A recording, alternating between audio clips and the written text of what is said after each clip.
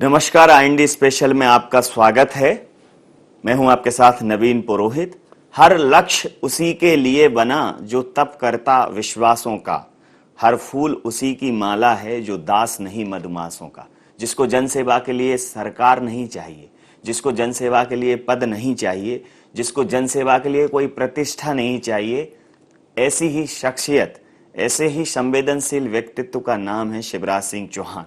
पिछले 15 महीनों में और पिछले 15 सालों में उनकी कार्यशैली में कोई बदलाव किसी को नहीं दिखा। उन्होंने जब कहा मध्य प्रदेश में टाइगर जिंदा है, तो लोगों के मन में ये विश्वास था कि उनकी आवाज को उठाने वाला एक शख्स अभी भी मध्य प्रदेश के पटल पर मौजूद है। और अब टाइगर इज बैक है। टाइगर अब मध्य प्रदेश में वापस है और बतौर मुख्यमंत्री सबसे लंबा कार्यकाल ये कीर्तिमान स्थापित अगर किसी ने किया है तो वो हैं शिवराज सिंह चौहान जी। हमारे साथ चर्चा करने के लिए मौजूद हैं। शिवराज जी, आपका आईएनडी 24 में बहुत बहुत स्वागत है। धन्यवाद नवीन जी। शिवराज जी, अगर मैं पिछले सरकार की बात करूं तो आपके जाने के बाद उनके पास एक ही बात थी। उन्होंने कहा कि पिछली सरकार खजाना खाली करके गई है, मध्य प्रदेश को कंगाल करके गई है, स्वर्णिम मध्य प्रदेश का एक मति भ्रम पैदा करके गई है। और अब आप जब आए हैं तो कोरोना की विभीषिका है, बहुत बड़ी चुनौतियां हैं, तब भी इन सब चीजों को आप मैनेज कर रहे हैं और एक बार भी आपने ये नहीं कहा कि कोई आर्थिक संकट है। इसका क्या आधार है? कि नाच न जाने आंगन टेढ़ा। जी, दिल में अगर तड़प होती है जनता की सेवा की, प्रदेश के विकास की, लोगों के लिए काम की, तो राह निकलती है, रास्ते निकलते हैं। जी, विगत 15 महीनों की बात करें तो पिछली कांग्रेस सरकार में एक मुद्दा बहुत महत्वपूर्ण तरीके से उठाया उन्होंने कि स्वर्णिम मध्य प्रदेश की आभा में हमें खाली मध्य प्रदेश दिया हुआ है, खजाना एकदम खाली है। और जब आपने पदभार पुनः ग्रहण किया बतौर मुख्यमंत्री तो कोरोना की विभीषिका थी। अकेले श्रमिकों के लिए 18,000 करोड़ से अधिक की राशि की व्यवस्था की गई। तो मध्य प्रदेश का खजाना खाली है लगातार ये सुना, और फिर इस राशि की व्यवस्था करना, इस पर जरूर आपकी प्रतिक्रिया चाहूंगा। नवीन जी, जहां चाह होती है वहां राह को निकल नहीं पड़ता है। पिछली सरकार को चिंता थी नहीं, और इसलिए अगर रोना रोना हो तो ये कह दो कि खजाना खाली है। अब खजाना कौन का खाली है?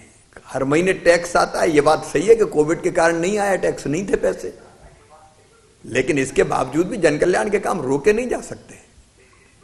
और इसलिए चाहे मजदूरों के खाते में पैसा डालना हो, किसानों को फसल बीमा योजना का पैसा देना हो, बच्चों की स्कॉलरशिप देना हो, सेल्फ हेल्प ग्रुप को काम देना हो, रसोइयों को भुगतान करना हो, पंचायतों को पैसा देना हो, कोई कसर हमने नहीं छोड़ी। तड़प होनी चाहिए इसके लिए। वहां तो बहाना था कि खजाना खाली है। अब खजाना कौन दे? कहीं कोई लूट के थोड़ी लाए थे, खाली हो गया। जी, मध्य प्रदेश करनी पड़ती। जी, मध्य प्रदेश देश का दिल है और मध्य प्रदेश विभिन्न राज्यों से जुड़ा हुआ है। लॉकडाउन के दौरान किसी भी कारण से तमाम सारे कामगार, श्रमिक पैदल रोडों पर निकल पड़े और मध्य प्रदेश से, न सिर्फ मध्य प्रदेश के, बाकी तमाम अन्य राज्यों के श्रमिक जब मध्य प्रदेश की राहों से गुजरे तो मध्य प्रदेश ने उनको उनके राज्यों के बॉर्डर तक पहुंचाने की व्यवस्था की। अन्य राज्यों के बॉर्डर से मजदूरों को, जो मध्य प्रदेश के रहवासी थे, उनको वापस लाया गया। अन्य राज्यों ने इसकी तारीफ तक की कि दूसरे की सीमाओं पर जब पहुंचाया गया तो एक अचानक ये इतना बड़ा इन्फोर्स मैनेजमेंट सामने आया। इसके लिए कहां से प्लानिंग आई कि अगर ऐसा हुआ तो इन सब चीजों की हम व्यवस्था करेंगे? बाकी चीजें तो आपने देखा कि बस में, सीमाओं में, राज्यों में, इन्हीं में उलझी रही सरकारें। नवीन जी, अपने भाई और बहन हैं मजदूर, और मजदूर किसी प्रदेश के हों, मध्य प्रदेश के तो हैं ही, लेकिन मध्य प्रदेश के बाहर के प्रदेशों को भी मजदूर निकल पड़े। एक बार मन में ये भाव बैठ गया कि एक बार बस घर पहुंचना है। अब इसके बाद लोग निकल पड़े। कोई पैदल निकला, कोई शायद अलग अलग साधनों से निकला। अब उनकी जो व्यथा देखी तो क्या किसी सरकार की ड्यूटी नहीं है कि आपके प्रदेश में अगर कोई पैदल चल रहा है तो आप उसको गाड़ी में बिठा के छोड़ें? अगर कोई भूखा है तो उसको भोजन कराएं, प्यासा है तो पानी पिलाएं, चाय का नाश्ते का इंतजाम करें। हमने जब वो तकलीफ देखी तो युद्ध स्तर पर यह व्यवस्था की कि मध्य प्रदेश की बॉर्डर पर अगर कोई आएगा तो हम अपनी बसों में बिठाकर उसको दूसरी बॉर्डर तक छोड़ेंगे। अगर सैंधवा बॉर्डर पे आए और उत्तर प्रदेश जाना तो झांसी छोड़ेंगे उसको, और रास्ते में चाय नाश्ता पानी भोजन, यहाँ तक कि जूते चप्पल अगर पाँव में नहीं तो वो भी पहनाने का काम करेंगे। ये मानवीय कर्तव्य हमारा, धर्म है हमारा। परहित सरिस धर्म नहीं भाई, और सरकार की तो ड्यूटी है जी कि वो लोगों की मुसीबत कम करें जी। इसलिए कर्तव्य मान के हमने ये काम किया जी। अब उसमें जो खर्च होता है, पैसा लगता है, वो लगता है, लेकिन जनता को कितनी सहूलियत मिली जी। मुझे तो कहते हुए संतोष है कि हमने अपने प्रवासी मजदूर भाई और बहनों जी को कष्ट में नहीं रहने दिया, उनकी बेहतर सेवा करने की कोशिश की। आपने धर्म की बड़ी अद्भुत परिभाषा गढ़ी है, और यही धर्म की परिभाषा है कि परहित सरिस धर्म नहीं भाई, पर पीड़ा सम नहीं अदमाई। मानस में तुलसीदास जी ने और एक बात कही है जो आप चरितार्थ भी करते हैं कि मुखिया मुख सो चाहिए खान पान सो एक। सो न सिर्फ श्रमिक बल्कि अन्य तमाम सारे सेक्टर्स के लिए आप बहुत सारी योजनाएं लाए। आपने मंडी अधिनियम में संशोधन किया, आपने लेबर रिफॉर्म्स एक्ट किया, और श्रम सिद्धि अभियान में अधोसंरचना विकास का मॉडल भी तैयार किया। 2 महीनों में इतने बड़े फैसले लिए। इनके लिए अर्थ की व्यवस्था करना, इनके लिए वित्त की व्यवस्था करना और पूरा स्ट्रक्चर तैयार करना, ये तमाम सारे तूफानी फैसले, अगर इनको कहूं तो अतिशयोक्ति नहीं होगी। इनके पीछे क्या सोच रही? देखिए, आपने कहा मुखिया मुख सो चाहिए खान पान को एक, पाले पोसे सकल अंग तुलसी सहित विवेक। जी। अब ये सकल अंगों को पालना पोसना है तो एक तो शॉर्ट टर्म प्लानिंग करनी पड़ेगी कि आज रोटी मिल जाए तो राशन दे दो, 3 महीने का पहले दिया, 2 महीने का उसके बाद दिया, आगे भी देंगे। लेकिन एक लॉन्ग टर्म प्लानिंग करनी पड़ेगी, और लॉन्ग टर्म प्लानिंग के लिए जरूरी है कि माननीय प्रधानमंत्री श्रीमान नरेंद्र मोदी जी ने ये जो चुनौती थी कोरोना की, उसको अवसर के रूप में बदल दिया। सचमुच में ऐसे नेता है नरेंद्र मोदी जी जो दुनिया को अंधेरे में भी राह दिखाते हैं, केवल भारत को नहीं जी। और इसलिए उन्हें आत्मनिर्भर भारत का अपना संकल्प व्यक्त किया। हमको लगा कि भारत को आत्मनिर्भर बनाना तो आत्मनिर्भर मध्य प्रदेश बनाना पड़ेगा, और इसलिए कैसे मध्य प्रदेश में रोजगारों की व्यवस्था हो, कल कारखाने आए, उसमें जो जो बाधा थी हमने दूर की। हमने उद्योग नीति में सुधार किया, हमने श्रम कानूनों में सुधार किया, एक नहीं अनेकों प्रयास किए, क्योंकि आगे मध्य प्रदेश को खड़ा करना है जी, आगे ले जाना है जी। और इसलिए उसकी जो आवश्यक व्यवस्थाएं थी वो सारी व्यवस्था खड़ी करने की हमने कोशिश की। एक तरफ तत्काल तो जो प्रवासी मजदूर आए उनके जॉब कार्ड बनवा रहे हैं, श्रम सिद्धि योजना बनाई, उनको रोजगार दे रहे हैं। रोजगार सेतु हमने बनाया, जिसमें एक तरफ रोजगार की जिनको जरूरत है वो उनका पोर्टल पर नाम, दूसरी तरफ जिन कारखानों को कुशल कारीगर चाहिए उनका नाम, ताकि दोनों को जोड़ के हम दोनों की जरूरत पूरी कर दें, रोजगार भी मिल जाए और मजदूर भी काम के लिए मिल जाए। तो एक नहीं अनेकों प्रयास हमने करने की कोशिश की है और ये प्रयास जारी रहेंगे। जी। रबी की फसल का रिकॉर्ड तोड़ उत्पादन हुआ, करीब 120 लाख मीट्रिक टन, और इस दौरान किसानों को उपार्जन में कोई समस्या नहीं आए, खरीदी में कोई समस्या नहीं आए, किसान भाई परेशान ना हो, और अगर उनको फसल का उचित दाम और तत्काल उनको दाम मिल जाए ऐसे समय पे जब सबसे ज्यादा आवश्यकता है, ये बहुत महत्वपूर्ण तथ्य था। इसके लिए भी आपने इस दिशा में प्रयास किया, उसके विषय में जरूर जानना चाहूंगा। मैं तो जब शुरू में आया तो हैरत में था, खरीदी की कोई व्यवस्था ही नहीं की पिछली सरकार ने, ना कोरोना से निपटने की व्यवस्था थी, ना खरीदी की व्यवस्था थी। गेहूं का उत्पादन बम्पर हुआ, बाकी फसलें भी अच्छी हुई, इसलिए युद्ध स्तर पर हमने खरीदी की व्यवस्था की, खरीदी केंद्र बढ़ाए, बारदानों का इंतजाम किया। अगर जूट के बारदाने नहीं मिले, पश्चिम बंगाल में साइक्लोन आ गया, वहां से आपूर्ति नहीं हुई, तो हमने तो प्लास्टिक बैग उन्हीं को बारदाने उन्हीं के हमने बनवाए। और आज मुझे कहते हुए गर्व है, मैं मध्य प्रदेश के अन्नदाताओं को, किसानों को प्रणाम करता हूं। मध्य प्रदेश 1,25,00,000 मीट्रिक टन गेहूं खरीद चुका है जी। चना अलग है, सरसों अलग है जी। पंजाब ने इस साल खरीदा 1,27,00,000 मीट्रिक टन जी। मेरा विश्वास है मध्य प्रदेश इस बार पंजाब को छोड़ के जी नंबर 1 पे प्रिक्योरमेंट में, उपार्जन में पहुंच जाएगा जी। और किसानों की जेब में लगभग 24,000 करोड़ रुपया आएगा जी। ये 24,000 करोड़ रुपया जी। किसानों की, क्योंकि उनके खाते में लगभग 17,000 करोड़ रुपया डल चुका है। ये किसान बहनों और भाइयों की आर्थिक स्थिति को तो ठीक करेगा ही, ये मध्य प्रदेश की आर्थिक स्थिति को भी मजबूत करेगा, क्योंकि किसान भाइयों के हाथ में पैसा आएगा तो दुकान जाएंगे, सामान खरीदेंगे तो दुकान चलेगी, कारखानों में बना माल उठेगा, कारखानों में बना माल उठेगा तो पूंजी का निर्माण होगा, और पूंजी का निर्माण होगा तो नया निवेश होगा। नए निवेश के लिए भी हम तैयारी कर रहे हैं जी। लेकिन खरीदने की बेहतर व्यवस्था, ये जरूर है कि हमारा अंदाज था कि 100 लाख मीट्रिक टन आएगा जी। क्योंकि पिछले साल आया था 60 लाख मीट्रिक टन जी। लेकिन गजब कर दिया किसान भाइयों बहनों ने, और इसलिए हमारे बारदाने भी खत्म हो गए, कई तरह की दिक्कतें भी हुई, लेकिन फिर भी हमने कहा कि और बारदाने मंगाओ, और बारदाने मंगाओ। लगातार जहां भी खरीदी पूरी नहीं हुई वहां 5 जून तक और जारी रहेगी। ऊपर से थोड़ा सा मौसम की भी मार ऐसी है, लेकिन तो भी हम कोशिश कर रहे हैं कि किसानों को परेशानी ना हो, हम पूरा अनाज खरीदें, गेहूं खरीदें, चने की खरीदी तो अभी जारी रहेगी जी। पदभार ग्रहण करते ही सीधे मंत्रालय पहुंचे और कहा कि सब कुछ बाद में, सबसे पहले कोरोना से निपटना है, वही एकमात्र चुनौती है। जब मध्य प्रदेश में कोरोना ने प्रवेश किया तो मध्य प्रदेश के मानस के अंदर एक नैराश्य का भाव था, क्योंकि लगातार जो खबरें आ रही थी वो ऐसे थी कि पीपीई किट्स नहीं है, मास्क की कमी है, इक्विपमेंट्स की कमी है, वेंटिलेटर्स नहीं है, क्वारंटाइन सेंटर ठीक नहीं है, आइसोलेशन की व्यवस्था नहीं है, कोविड के हॉस्पिटल्स नहीं है। तो क्या आज बतौर मुखिया मध्य प्रदेश के रहवासियों को, मध्य प्रदेश के निवासियों को आप ये विश्वास दिला सकते हैं कि मध्य प्रदेश उनके जान की, उनकी स्वास्थ्य की चिंता करने में, उसको बचाने में पूरी तरह से सक्षम है?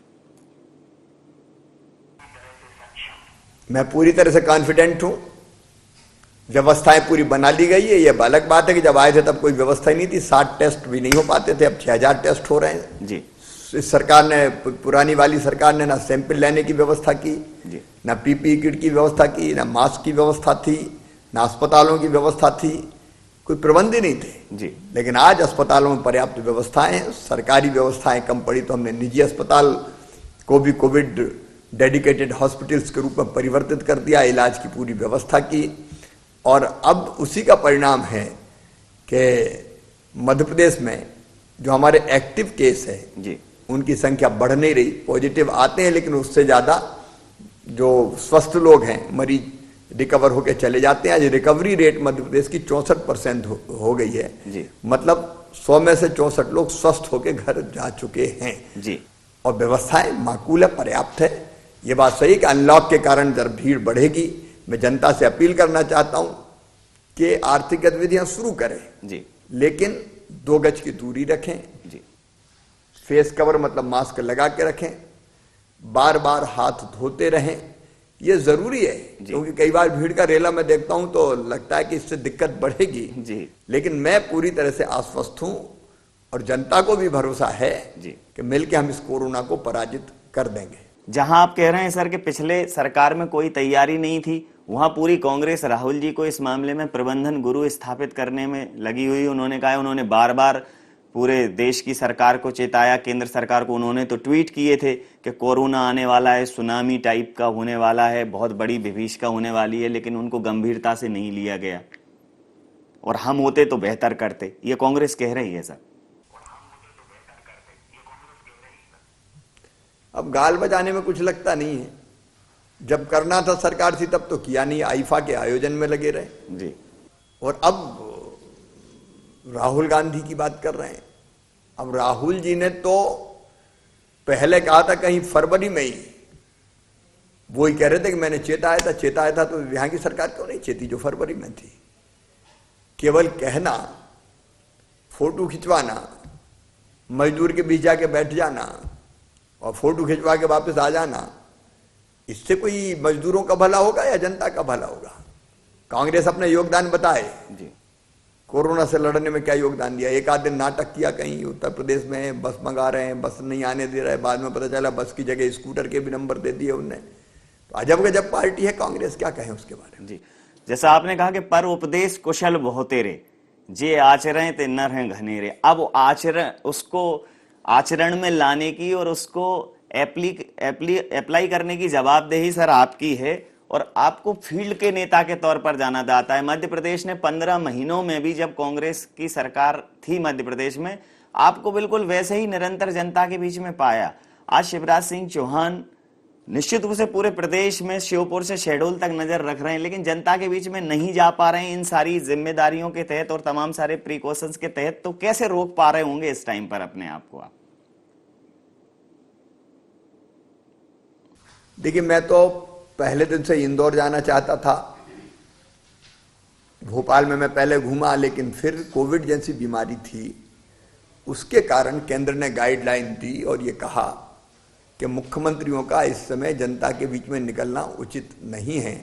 जाएंगे तो भीड़ होगी, बिल्कुल लॉकडाउन का पालन नहीं होगा जी, फिजिकल डिस्टेंसिंग का पालन नहीं होगा जी, और उसके कारण दिक्कतें बढ़ सकती है, लोग ज्यादा आएंगे जी। तो हमें ये कहा गया कि नहीं जाना है, एक जगह बैठ के वीडियो कॉन्फ्रेंसिंग के माध्यम से काम करना है जी। मुझे जान और सुबह से जहान लेकर की रात जद्दोजहद के बीच मध्य प्रदेश की जनता से हम जुड़े रहे। आत्मा तड़पती रही, दिल बेचैन रहा कि कैसे जनता के बीच पहुंचे। बिल्कुल। लेकिन संवैधानिक कुछ मर्यादाएं जो गाइडलाइन ने बनाई थी, उनका पालन करने के लिए अपने आप को रोकना पड़ा। अब जल्दी जनता के बीच में पहुंचना शुरू कर रहे हैं। निश्चित रूप से ये तड़प मध्य प्रदेश की जनता भी समझ सकती है और मध्य प्रदेश की जनता, अगर आप जाते, जो आपने कहा है कि मुखिया का आचरण वैसा होना चाहिए जो उदाहरण बने, और निश्चित रूप से इस तड़प के बावजूद आप जनता को लगातार ये कह रहे हैं कि सेफ डिस्टेंसिंग रखें और सारे एहतियात बरतें। महत्वपूर्ण और अंतिम सवाल है कि एक मंत्रिमंडल का विस्तार जो आपने कहा जल्द होगा, दूसरा पंच परमेश्वर योजना भी आप इस बीच में लाए हैं कि गांव-गांव में वो योजना पहुंचे, और तीसरा जान और जहान की जद्दोजहद के बीच मध्य प्रदेश की जनता को संदेश। इन 3 बिंदुओं पर आपकी प्रतिक्रियाएं चाहूंगा सर। मंत्रिमंडल का गठन जल्दी होगा सर। पार्टी उसके लिए चर्चा कर रही है। जान भी है और जहान भी है, दोनों चीजें हमको करनी पड़ेगी जी। और जान है इसलिए कोविड से अपनी सुरक्षा करनी पड़ेगी, सरकार आवश्यक व्यवस्थाएं करेगी, लेकिन हम खुद सावधान नहीं रहे।